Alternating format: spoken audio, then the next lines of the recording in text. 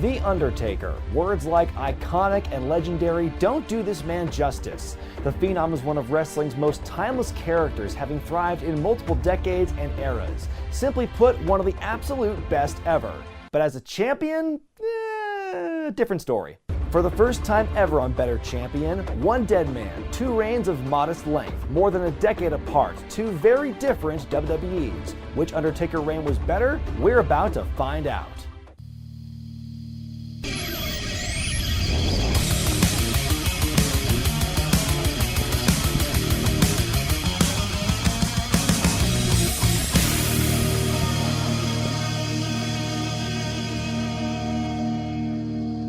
After a certain point in his career, The Undertaker became the kind of character who didn't need a belt to get over. If you look at other wrestlers through history who share that distinction, once they do hold some gold, it's almost never for very long. The Undertaker is a 7-time WWE or World Heavyweight Champion, yet most of his reigns barely cracked the 1-month mark. His very first run in '91, for instance, only lasted 6 days. Yet across all those years and reigns, two in particular stand out. The Undertaker's second WWF Championship reign in 1997, and his final world title run on SmackDown in 2009. At 133 and 140 days respectively, these reigns are by far his longest. 12 years separate two wildly different time periods in the history of the company, with the dead man one of its few constants. And now that Taker has officially announced his retirement on the Last Ride docu-series, it's time we analyze two of the biggest highlights of his storied, multi-decade career. So, which version of The Undertaker had the better World Championship reign? We're about to find out in 5 easy steps.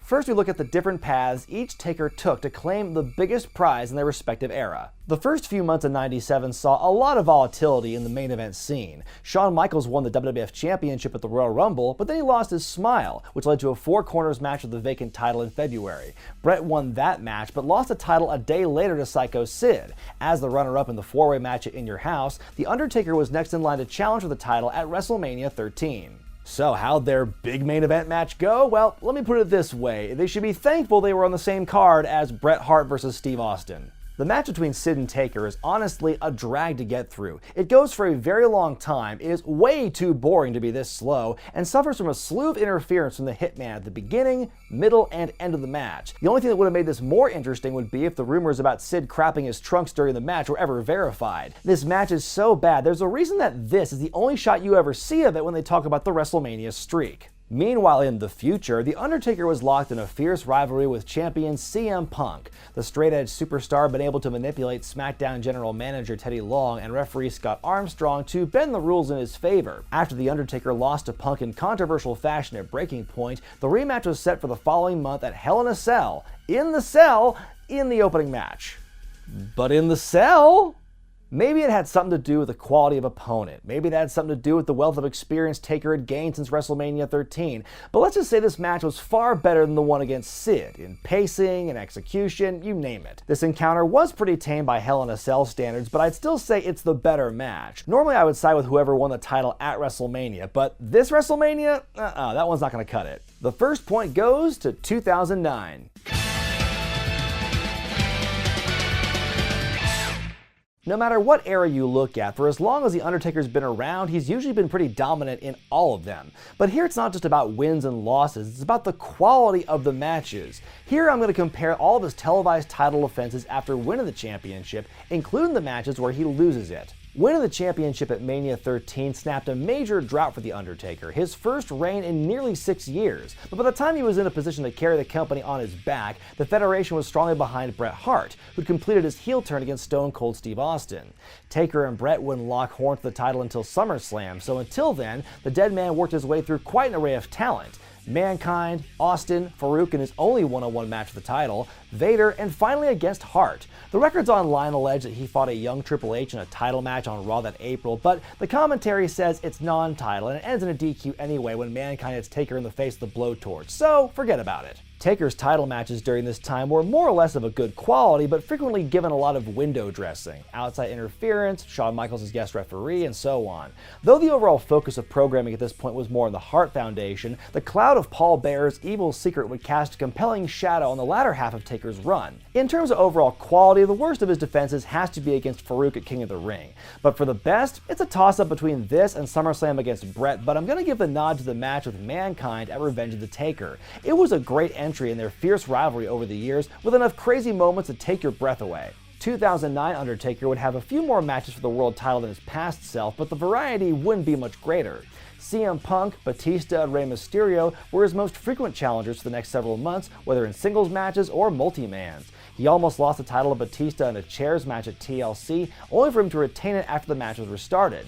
He also defended the belt against tag team champions Chris Jericho and The Big Show, with the partners predictably turning on each other. Though I'd argue the three-way is probably the weakest of his defenses during this run, at least it gave us this iconic comeback. Go back to Toronto! I'm from Winnipeg, you idiot! His final defense would see him lose the title to Jericho in the Elimination Chamber, more on that later. Of all his title defenses here, I think his match with Mysterio at the 2010 Rumble was the best. It was face versus face, and one of them had a huge size advantage, but the two men were able to make some magic together nonetheless. A problem with the two-world title system is, unless you have the world title and the WWE title trading places on the card regularly, one of them is going to be seen as the lesser than. In 2009, the world title was overwhelmingly cast aside in favor of Raw's WWE title. While The Undertaker was champion, his title matches were almost never in the main event, with the exception of the one that he lost and only one of his two SmackDown defenses. This round's always controversial because everyone's got different tastes in what they like in wrestling, but me personally, I enjoyed the more modern matches. I found them more exciting, they felt more alive and went at a faster, more intense pace without feeling quite as overbooked. And despite being 12 years older, The Undertaker was working at a much better clip than his younger self. 2009 Taker takes another point.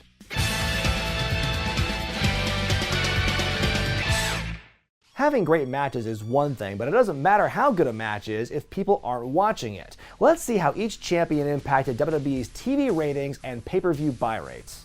Let's look at the TV ratings in the 3 months before and after each title victory. In 1997, Raw's ratings during the first 11 weeks before Mania 13 was at an average of 2.26. Jumping ahead those same 11 weeks, and the average jumps way up to 2.74, a 21% increase. If you feel like extrapolating to the actual end of his reign at SummerSlam, the average only goes up slightly to 2.75. Jumping ahead to 2009, in the 3 months before that year's Hell in a Cell, SmackDown's weekly rating was an average of 1.85. 3 months after Taker beat CM Punk, however, the average went up to an even 2 points, an 8% increase. Again, going all the way to his loss at Elimination Chamber only brings the average up to an insignificant degree. While it's good to see that both Raw in 1997 and SmackDown in 2009 saw a jump in ratings while The Undertaker held the gold, the numbers were way better in 97, hands down. Even if you only look at the percentages, you can see the landscape at that time was doing much better with a lot of room to grow. Not so much for 2009, considered to be one of the worst times creatively for the company. But things get really interesting when you examine the pay-per-view buy rates. Now you'd think with more people watching wrestling in 1997 than in 2009, the buy rates would reflect that, right? Well, it's actually the inverse. You can see here the shows featuring the more modern Dead Man totally squashed the ones from 97 by a laughable margin. Those figures would look great for our 2009 champion except for his place on the card. Like I mentioned earlier, by that point Taker's title matches were almost never the main event, the marquee match the entire show hinged upon. Compare that to 97 when all but one of his championship matches were at the top of the card. What I'm saying is the numbers may be better in 2009, but I'm not sure if Mean Mark deserves much credit for them. This one's a tough call, but for that massive percentage increase in the ratings, I gotta give this one to 1997.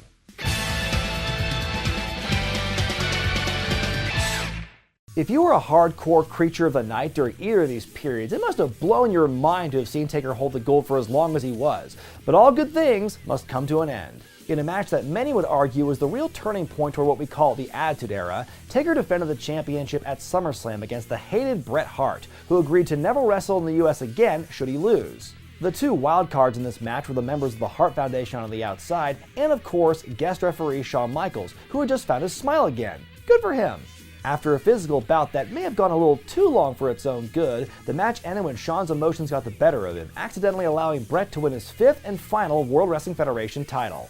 We jump ahead to the 2010 Elimination Chamber pay-per-view in February, when Taker defended the big gold belt against CM Punk, John Morrison, Rey Mysterio, Chris Jericho, and R-Truth. Yes, this came during a time when Truth was actually a contender. Taker emerged from his pod last and went to war with Jericho and Mysterio until old HBK popped up again to cost Taker the match and the title, only this time it was intentional. Jericho would capitalize and become Le Champion for the first time in a little over a year. Both matches were excellent, and both involved Shawn Michaels interfering in the end, but which of these title losses was better?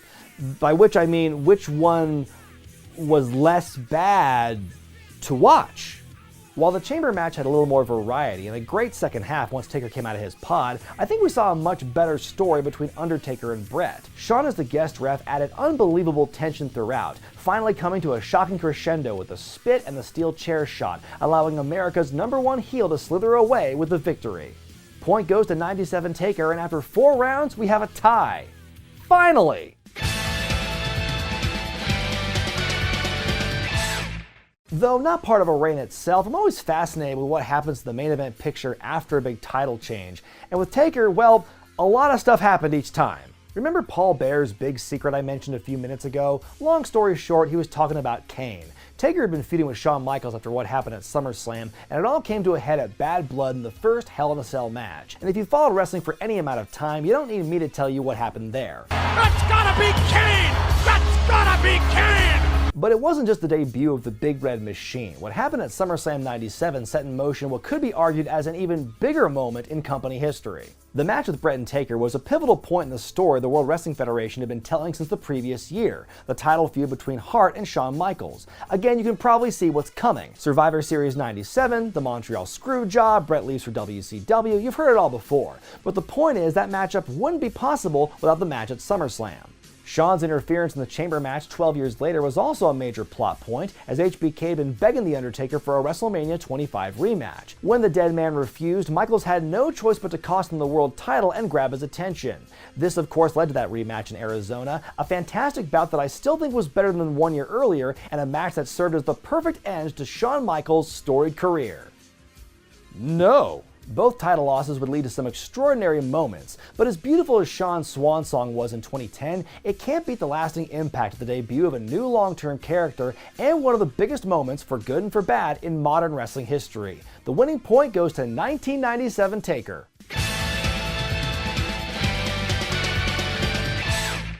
It's fair to say The Undertaker had a lot bigger moments in his career when he wasn't the champion than when he was. In the grand scheme of things, all of his title reigns seemed pretty unimportant. Don't get me wrong, for his longevity and his loyalty and his leadership in the back, The Undertaker is the heart and soul of WWE and deserves all the love for his accomplishments. But while he's always been a huge star, he's never been the guy.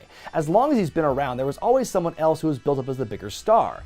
Hogan, Bret, Diesel, Shawn, Austin, Rock, Cena, Reigns. As synonymous as The Undertaker is with the company, he was never put in that position. But like I said at the top of the video, he never needed to be that guy because he was an attraction no matter what. It's why they keep rolling him out a few times a year to this day. No matter how disenfranchised or jaded wrestling fans can be, for many, they'll keep coming back for the Phenom. The title always looked nice on him over the years, but looking back, all 7 of his reigns felt like the means to an end, a plot device for a much larger prospect down the way. In a way, I guess that makes him one of the greatest transitional champions of all time, but that's absolutely not a knock on the guy. It just shows that The Undertaker can elevate others around him, proof that he's one of the best, no matter what era.